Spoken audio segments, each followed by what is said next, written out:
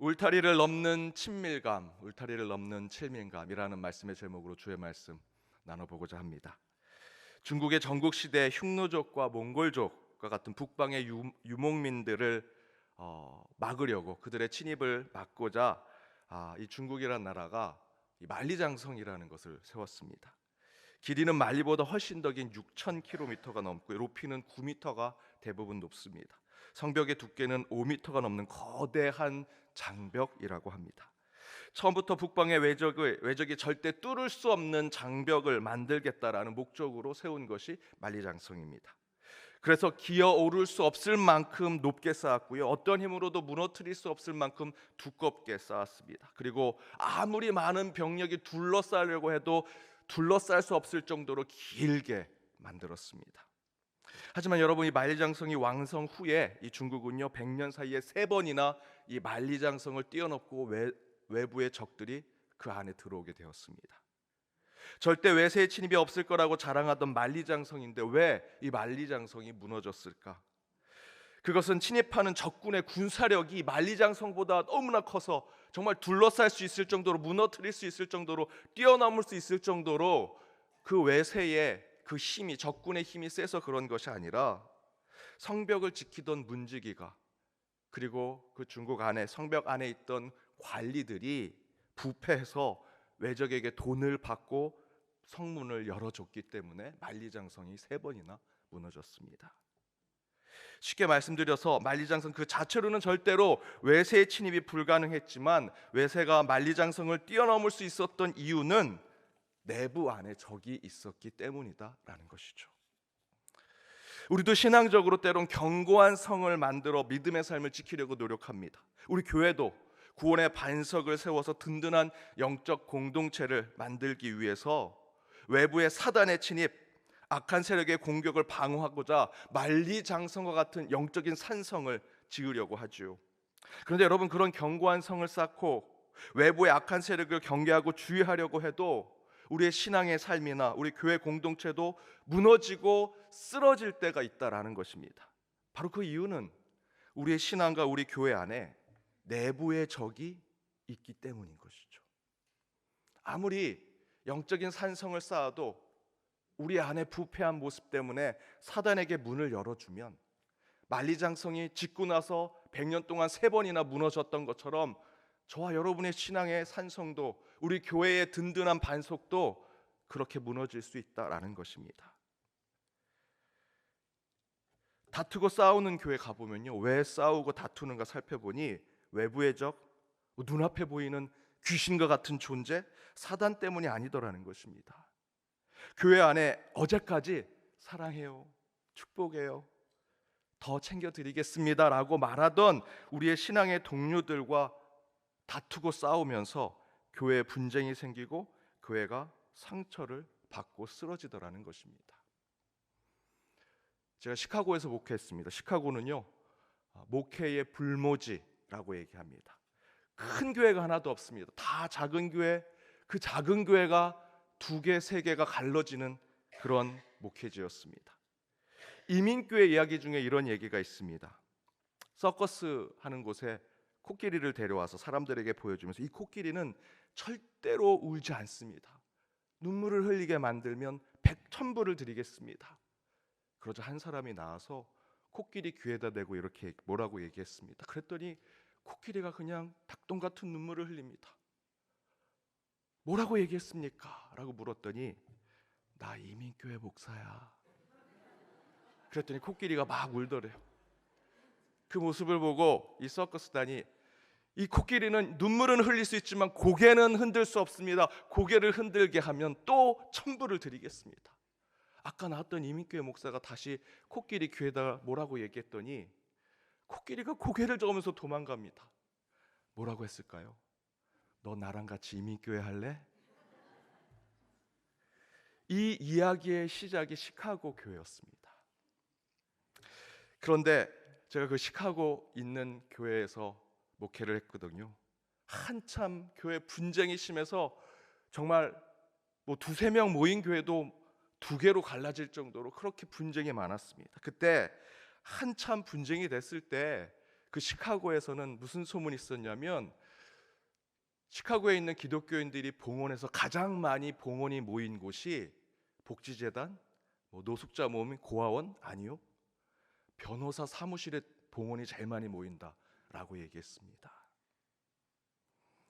무슨 얘기입니까? 교회가 분쟁한 내부의 적 때문에 서로 싸우는 문제로 교회의 산성이 무너지더라는 것이죠. 그런데 그런 영적인 공동체의 진짜 내부의 적은요, 엊그제 인사말로 나눴던 존 달림풀 교수의 우리에게 좋은 것은 더 좋은 것의 적이 된다라는 말처럼 외부의 원수와 대적이 우리 공동체로 들어와 문제를 일으키는 것뿐만 아니라 우리만 좋다고 하는, 곧 우리 울타리 안에서만 행복과 기쁨을 나누려는 모습 속에서, 다시 말씀드리면 좋은 것이 더 좋은 것을 방해하는, 그것을 가로막는 형상이 우리 영적 공동체 안에 진짜 문제로 나타나더라는 것이죠. 우리 내부에 적이 있다면 그 내부의 적은 우리 내부에 정말 우리를 귀신처럼 보고 우리를 사단처럼 만드는 자가 아니라 우리 안에 우리가 이것이 좋사오니 여기가 좋사오니 하는 마음이 오히려 우리 내부 안에 적이 될 수 있다라는 것입니다.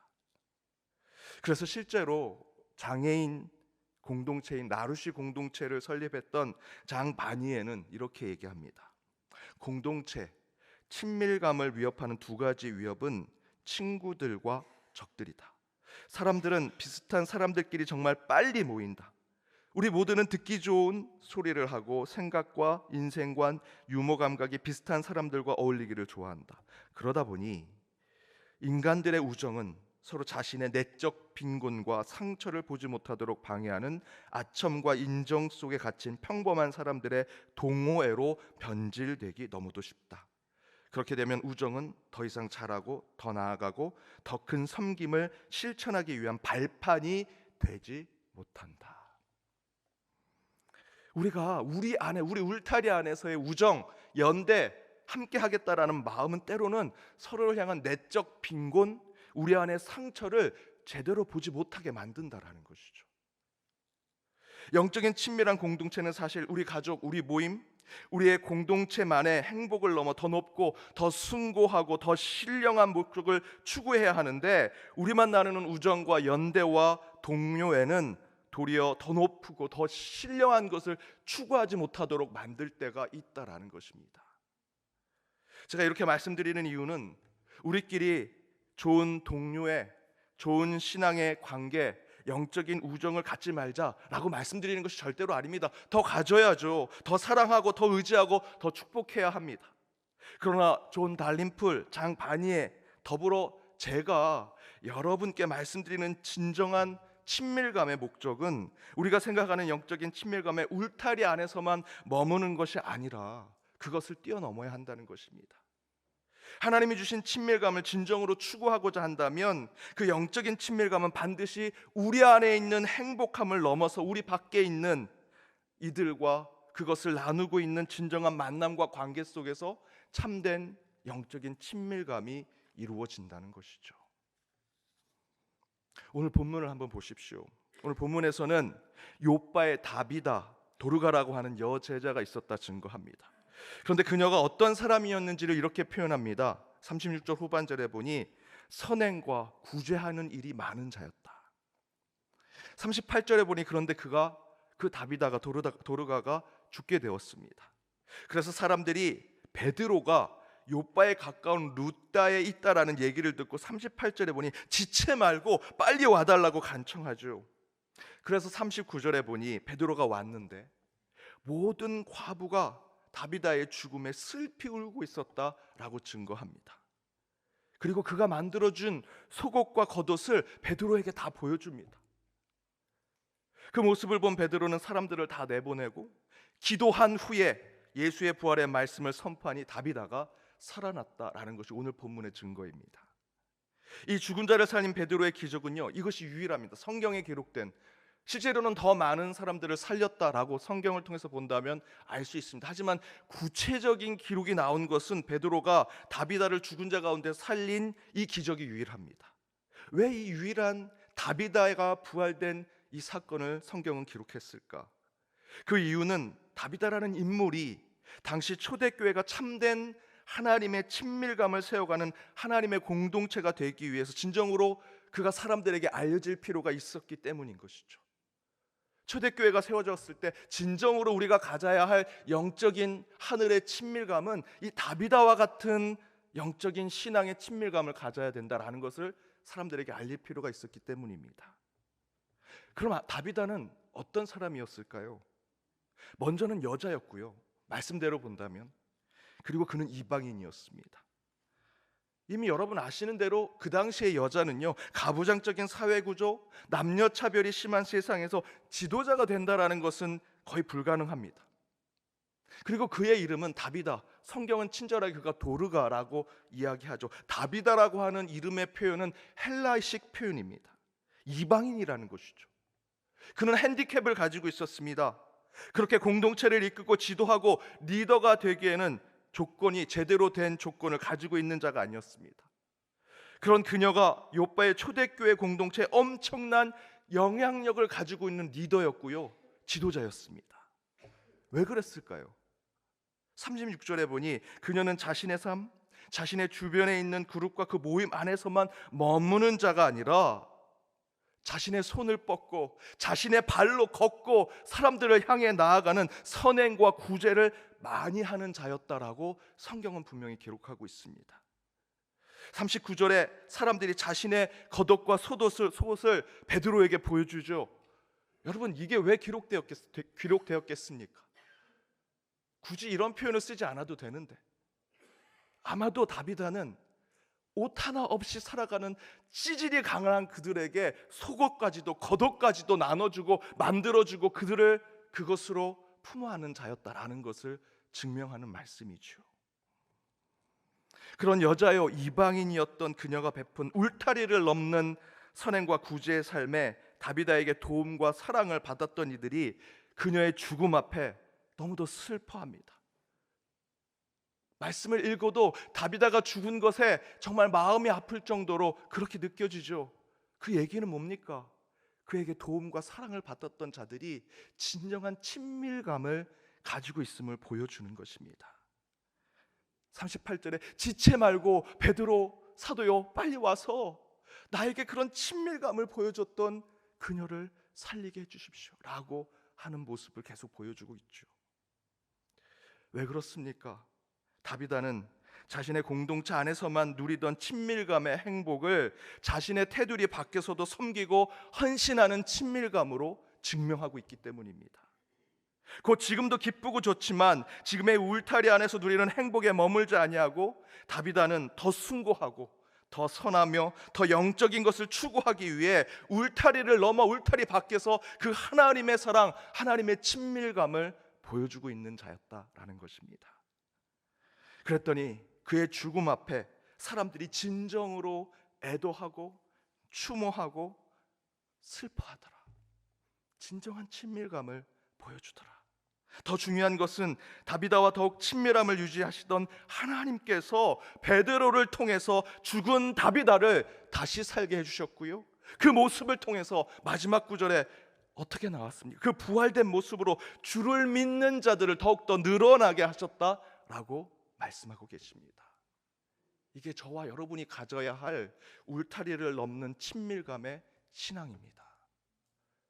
내가 뭔가 더 가까이 간다고, 우리끼리 뭔가 우정을 나눈다고, 동료애를 나눈다고 교회가 부흥하는 것이 아니고요, 다비다처럼 죽을지라도 울타리 밖에서 그 하나님의 친밀감과 사랑을 나눈 자들은 다시 소생케 될 것이고, 더욱더 그 모습을 통해 하나님께서 우리를 주 믿는 자들을 늘리게 하는 부흥의 역사를 보게 하신다라는 것이죠.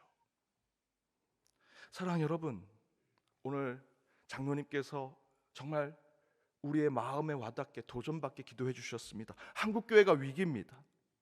한국교회까지 볼 필요 없습니다. 우리 연동교회가 위기입니다. 제가 당의 장로님들과 함께 서로 회의하고 머리를 맞대고 정말 눈물로 함께 기도하면서 나눴습니다. 우리 연동교회가 지금 바뀌지 않으면 기회를 놓칠 것이다. 한국 안에서, 아니 서울 안에서 연동교회처럼 정말 신앙생활하기에 이 조건과 환경이 나쁜 교회가 없습니다. 주거지가 주변에 없습니다. 멀리 사는 성도들이 대부분입니다. 구성원은 항아리 구조로 되어 있습니다. 젊은 청년, 주일학교 점점 줄어들고 있습니다. 교회의 체질이 바꾸고 변화가 되지 않는다면 장례만 치르는 교회가 될지도 모릅니다. 오늘 장로님께서 기도하셨던 대로 유럽 교회처럼, 그리고 이 본당은 한국교회, 아니 연동교회 150주년 박물관이 될지도 모릅니다. 바꾸는 방법은 다른 것이 아닙니다. 우리끼리 서로 친하고 친밀감 높은 교회 돼야지요. 하지만 그것을 뛰어넘어서 젊은 사람이 와도 편안한 성전을 만들고 예배의 감격에 빠질 수 있는 교회가 되어야 합니다. 주일학교 자녀들이 오랜 시간 부모님의 차를 타고 와도 연동교회 가고 싶어 하는 교회가 되어야죠. 산속의 옹달샘처럼 그 물을 퍼내고 또 퍼내도 다시 채워지는 그런 샘물과 같은 교회가 되어야 합니다. 우리는 가진 게 별로 없어요. 우리는 돈이 없어요. 벌벌 떠는 교회가 아니라 하나님이 허락하신 물질과 헌금으로 울타리 밖에 사람들에게, 울타리 밖의 세상에 나누고 베풀고 다음 세대, 젊은 세대들에게 투자하는 교회가 될 때 살아남는 교회가 될 것입니다. 다비다를 보십시오. 다비다는 울타리 밖에 하나님의 참된 친밀감을 드러내는 삶을 살았더니 하나님이 그를 죽은 자 가운데 살리셨고요, 그 소생된 모습을 통해서 날로 믿는 자들을 더욱더 늘어나게 하셨다 증거하고 있습니다. 여러분, 말씀 가운데 무엇으로 우리 교회를 변화시키고자 하십니까? 교회 안에 좋은 프로그램, 교회 안에 나타나는 어떤 모습들, 우리 안의 관계, 그건 당연한 거고요. 다비다를 보고 우리는 지금의 이 위기를 이겨내야 합니다. 저는 우리 교회, 여러분의 가정도 다비다처럼 버리고 베풀고 섬기면, 울타리 밖에서 영적인 친밀감을 나타낸다면 반드시 우리도 다시 살아날 것이고, 그 가운데 하나님께서 그 모습을 통해 주 믿는 자를 날로 늘어나게 하시리라 믿습니다. 그런 다비다의 신앙을 이어받고 새 시대를 준비하는 저와 여러분, 여러분의 가정, 그리고 우리 연동교회가 되기를 주님의 이름으로 축복합니다. 우리 다 같이 찬양으로 함께 결단하길 원합니다.